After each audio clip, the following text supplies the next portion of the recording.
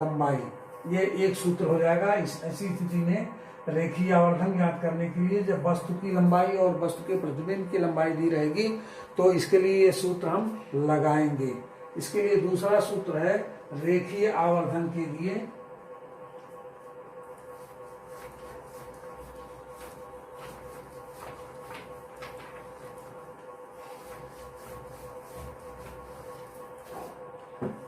रेखीय आवर्धन का दूसरा सूत्र है। आवर्धन के लिए सूत्र फार्मूला फॉर मैग्निफिकेशन, तो अब इसमें बना के दिया हुआ m1 m2 इस तरह से बना लीजिए आप भी।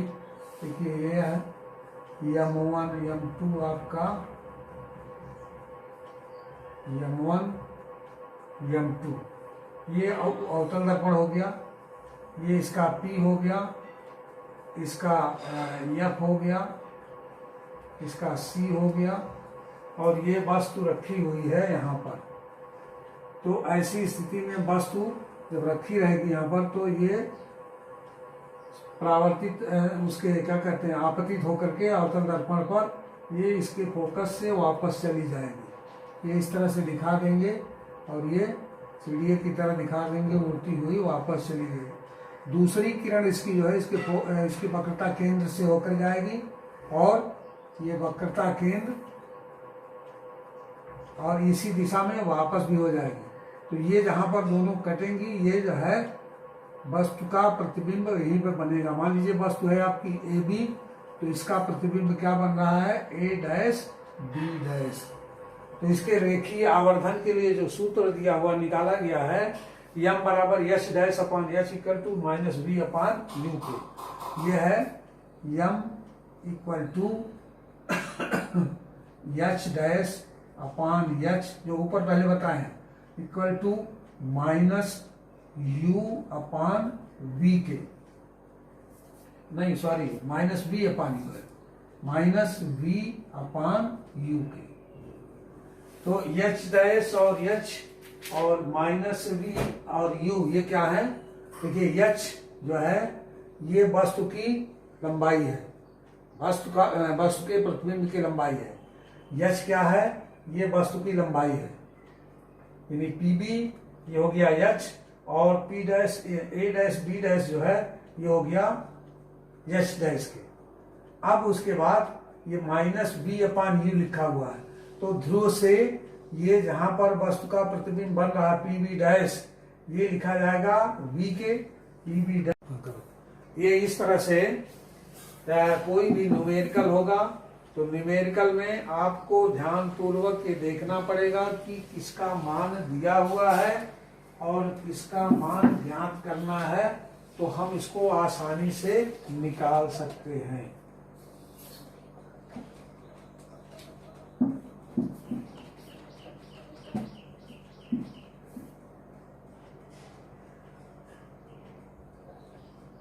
सॉरी यहाँ गलत हो रहा है, ये माइनस में रहेगा, ये होगा माइनस और ये प्लस, तो दो में से एक घट जाएगा तो ये आएगा 1/16। ये जो है 16 सेंटीमीटर v का मान होगा, 16 सेंटीमीटर।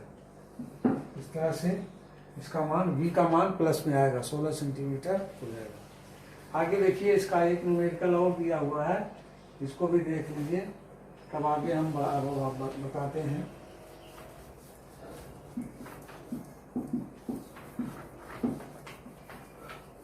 माइनस का ध्यान नहीं दिए,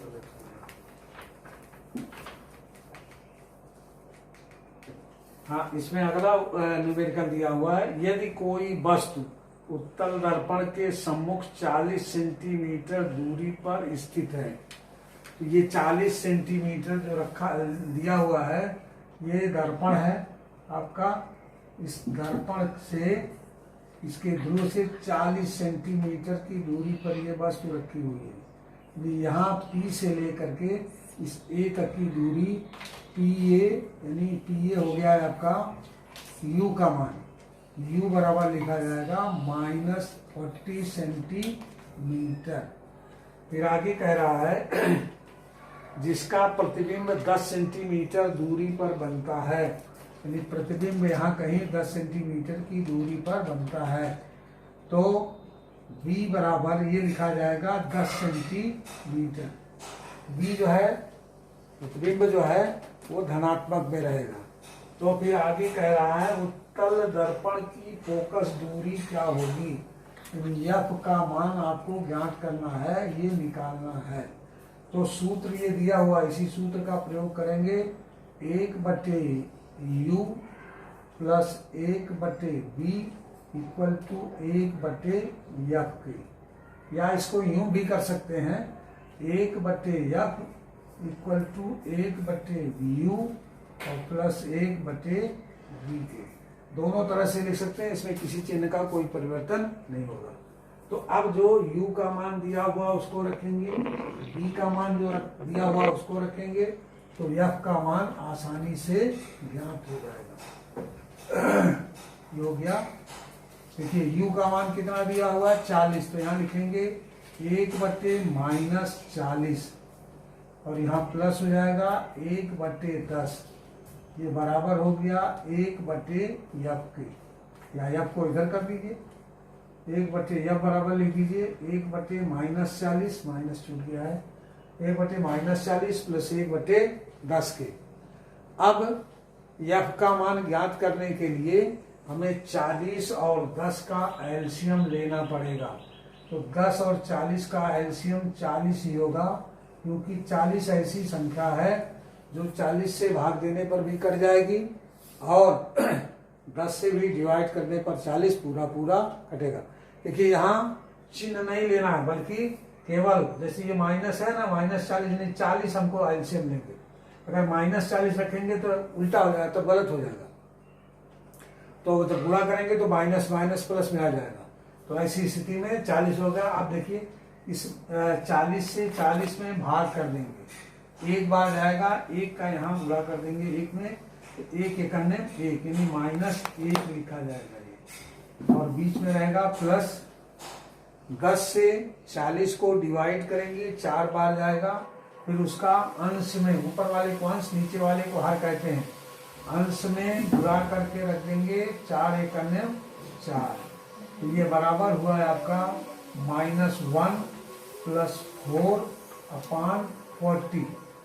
तो माइनस प्लस जो दिया हुआ है इसको एक दूसरे से जोड़ के घटा करके लिखेंगे। माइनस में से ये प्लस घट जाएगा, तो 4 में से 1 घटा देंगे, तो ये बराबर हो जाएगा आपका 3, प्लस में आएगा 3/40। 1/f आपका आया है 3/40 के। इसको ऊपर ले जाएं तो ये भी ऊपर जाएगा, इस तरह से हो जाएगा f बराबर 40/3 के। अब इस 3 से 40 को डिवाइड कर देंगे, डिवाइड करने पर ये देखें कि कितना आता है। यहाँ कहीं अलग से भाग कर देंगे, ये 40 है पूरा नहीं कटेगा, इसको भाग करेंगे, पहले 4 में 3 से भाग करेंगे तो एक बार जाएगा, 3 एकन्ने 3, 1 घटा दिए, 4 में से 3 1 घटा 1 आया, 0 उतार लिए, 10 हो गया। फिर 3 से इसको भाग करेंगे, 3 त्रिका 9, 3 बार जाएगा, फिर 1 घटाएंगे। अब यहाँ दशमलव लगा देंगे, दशमलव लगाने के बाद यहाँ 0 बढ़ा देंगे, फिर 3 से इसमें भाग करेंगे, 3 ही बार जाएगा, 3 त्रिका 9। आगे भी भाग करेंगे तो ये 3 आता जाएगा, कटेगा नहीं। फिर 13.33 2 अंक तक ले लीजिए, आगे के अंक छोड़ दीजिए। तो इस तरह से इसकी फोकस दूरी का मान यह बराबर हो जाएगा कितना, 13.33 सेंटीमीटर। सेंटीमीटर लिखना जरूरी है क्योंकि उसकी वो इकाई दी हुई है उस टाइम। अब उसके बाद यह है अपवर्तनांक का, अपवर्तनांक का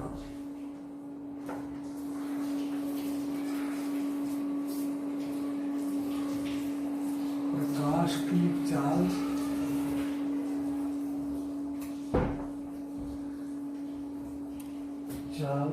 से संबंध है।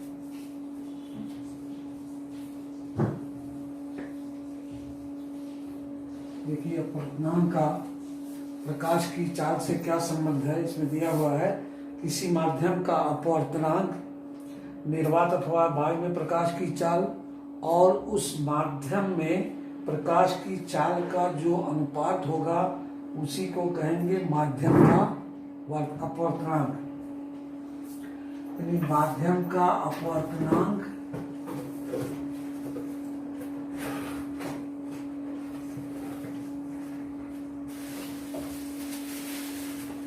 n बराबर वायु में प्रकाश की चाल,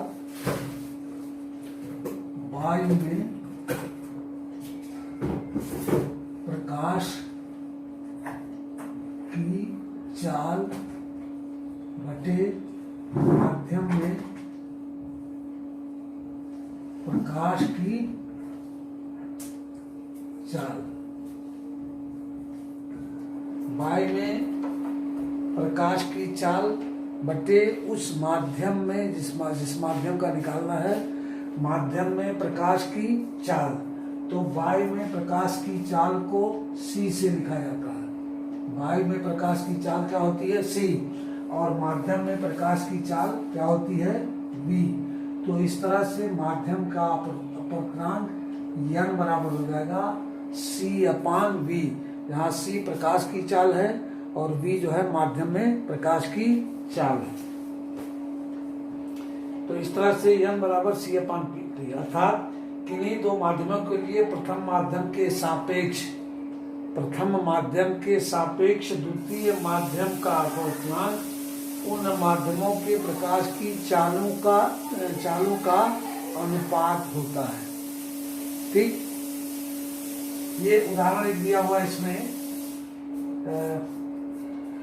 माध्यम से ही संबंधित है।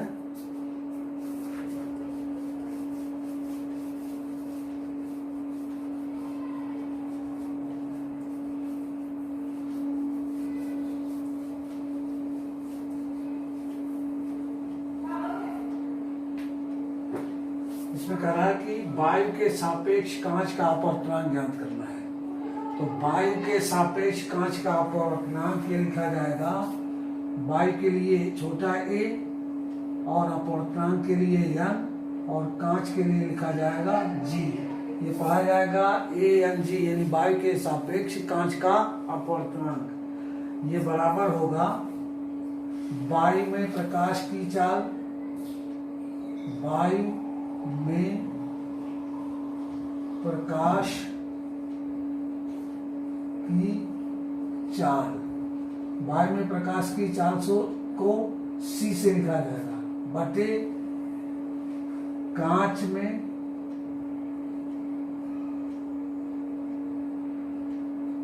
प्रकाश की चाल।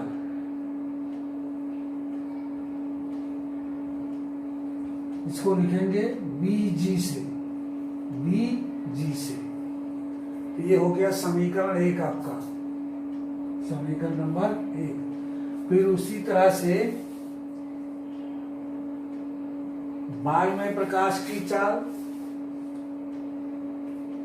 यानी इसी प्रकार वायु के सापेक्ष जल का अपवर्तनांक अगर निकालना है तो वायु को लिखा जाएगा A, n अपवर्तनांक, और जल के लिए लिखा जाएगा W मीन्स वाटर। तो ये हो गया वायु के सापेक्ष जल का अपवर्तनांक बराबर वायु में प्रकाश की चाल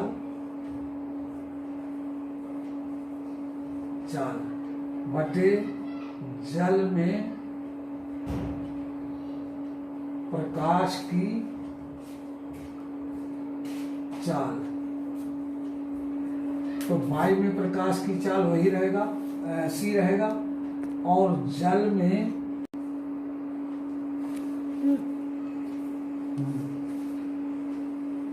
तो वायु के सापेक्ष कांच का अपवर्तनांक बराबर होगा वायु में प्रकाश की चाल बटे कांच में प्रकाश की चाल। वायु में प्रकाश की चाल को c से लिखा जाएगा और कांच में प्रकाश की चाल को Vg से लिखा जाएगा। ये समीकरण 1 हो गया। दूसरा है वायु में जल के सापेक्ष अपवर्तनांक।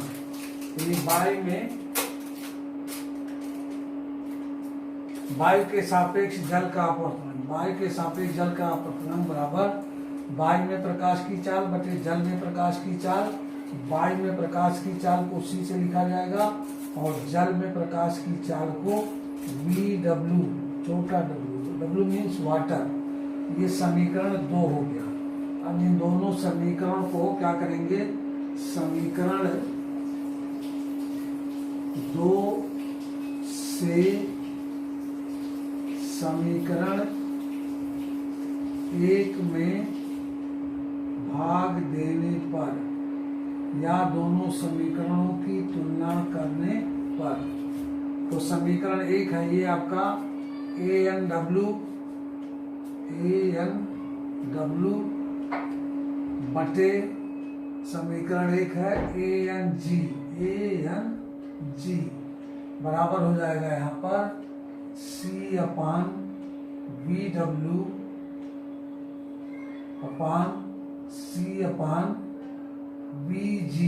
VG के। ये हो गया वायु के सापेक्ष जल का अपवर्तनांक, वायु के सापेक्ष कांच का अपवर्तनांक। इसको बताएं कि जब 4 संख्याएं बटे में होगी तो चौथा चला जाएगा ऊपर और दूसरा ये इसके ऊपर वाला हार इसके साथ चलाएगा, तो ये हो जाएगा ANW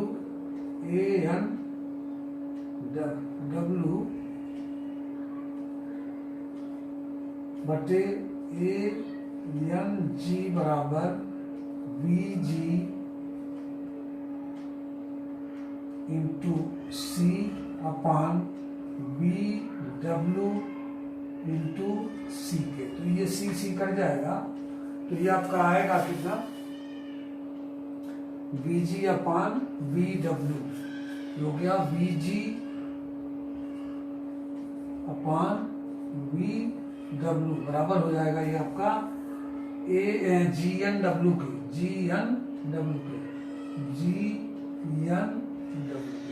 यानी कांच का अपवर्तनांक जो है पानी के सापेक्ष, जल के सापेक्ष कांच का अपवर्तनांक ये हो जाएगा। इसी प्रकार से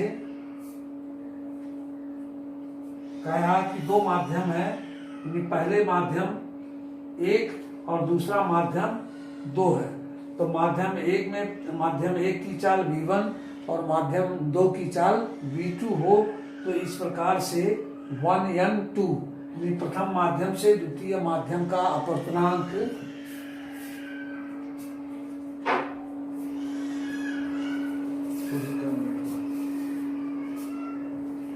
3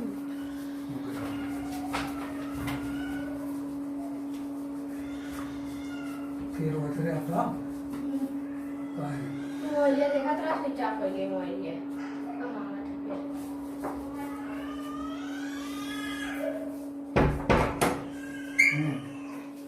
इसमें कहा कि यदि प्रकाश की चाल माध्यम 1 में प्रकाश की चाल V1 हो और माध्यम 2 में प्रकाश की चाल V2 हो, तो इस तरह से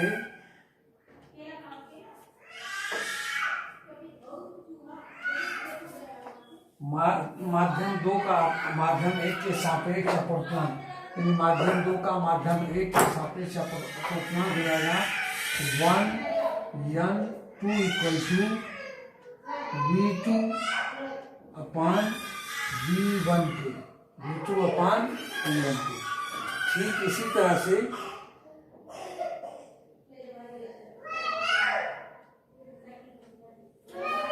V1/V2 के माध्यम 1 के सापेक्ष माध्यम 2 का, इसी तरह से माध्यम 2 का अपवर्तनांक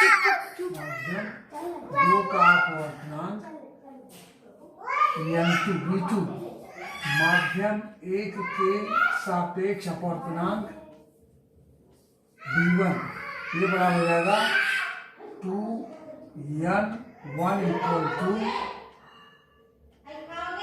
V2/V1 के।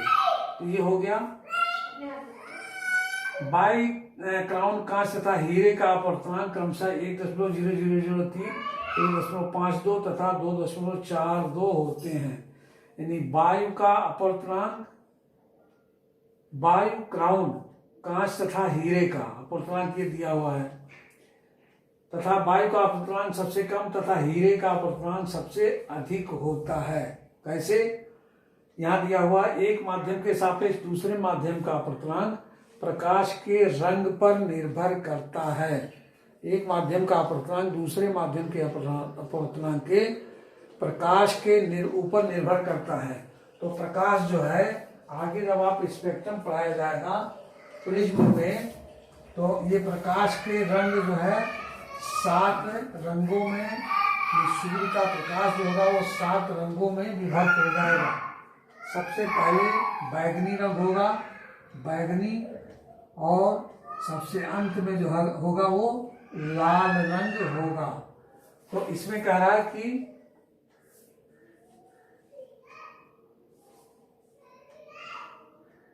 इसका मान बैगनी रंग के लिए सबसे अधिक, जो सबसे ऊपर होता है इनका विक्षेपण कम होता है, तो बैगनी रंग का सबसे अधिक और लाल रंग का सबसे कम होगा। ये आपका हो जाएगा। ठीक है। अब यहाँ पर एक उदाहरण दिया हुआ है। ये कह रहा है कि यदि वायु में प्रकाश की चाल 3 × 10⁸ मीटर प्रति सेकंड, वायु में प्रकाश की चाल 3.8 ×